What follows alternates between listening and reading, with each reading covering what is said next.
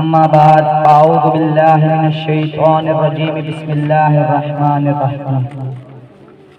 جناب صدر، محترمہ پرنسپل صاحبہ، محترمہ استاد اور میرے مکتب ساتھیوں، السلام علیکم۔ شاعر مشرق علامہ اقبال رحمت اللہ علیہ سرزمین کشمیر سے والہانہ محبت کرتے تھے، کیونکہ آپ کشمیری تھے۔ علامہ اقبال کے کلام میں جا بجا کشمیر کے تذکرے ملتے ہیں۔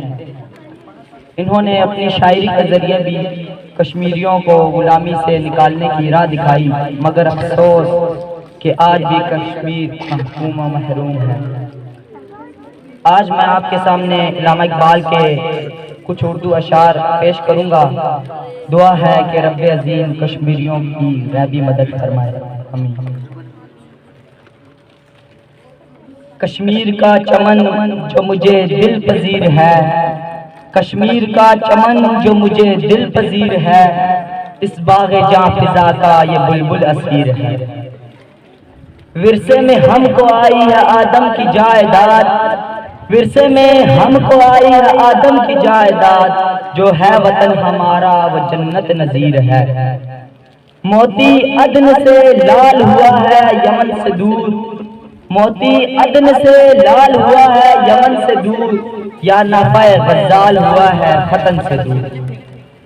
سو تدبیر کی اے قوم یہ ہے ایک تدبیر، سو تدبیر کی اے قوم یہ ہے ایک تدبیر، چشم اغیار میں بڑھتی ہے اسی سے توقیر۔